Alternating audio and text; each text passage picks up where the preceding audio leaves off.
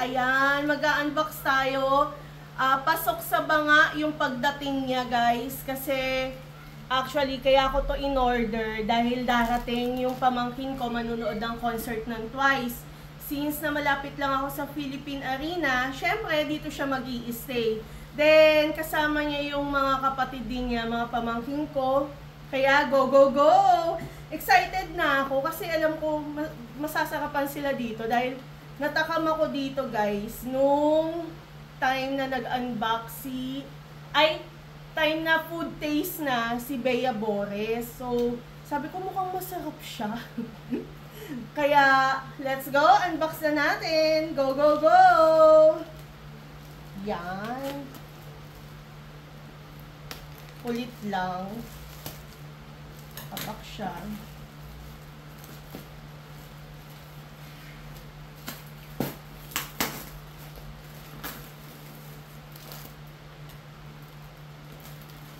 Alam niyo naman, guys, na love ko ang aking mga pamangkin. Kaya kapag nalaman ko na bibisita sila sa akin, I'll make sure na talagang food is life daw dito.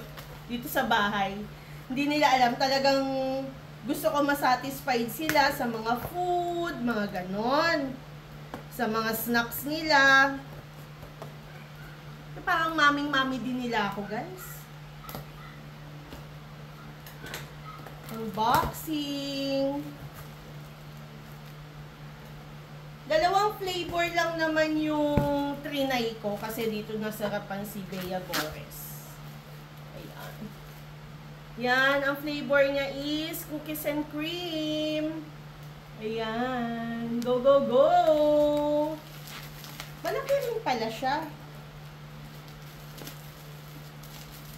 Yan. Pagdating nila, matutuwa sila at yan, may chicha na sila, guys. See? Ang cute niya. Oh, ang laki niya. Cereal jar, cookies and cream. Let's go, go, go! Then yung isang flavor, guys, check natin. Yan. Choco crunch naman yung isang flavor niya. Kasi yung isang flavor, cookies and cream din. Kasi masarap daw tong flavor na cookies and cream. Kaya,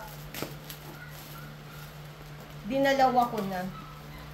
Ang alam ko kasing darating, si Eunice lang. Yung pamangkin ko, si Yuni. Kasi siya yung manunood ng concert. Sabi ko, yayain mo yung mga kapatid mo. Una, ayaw. Tapos, up to the last minute, sige, go, go, go na daw sila. Eh, 3 lang yung in-order ko, 4 sila. Hati-hati na lang.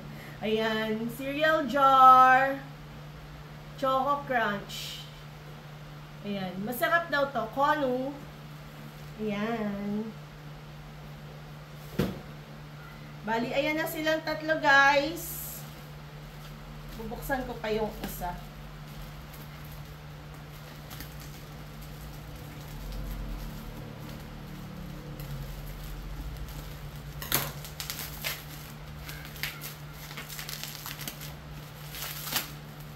Ayan. Go, go, go!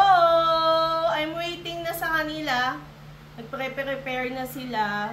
Nanggagaling sila sa Quezon City. And pupunta sila dito sa place ko sa Bulacan.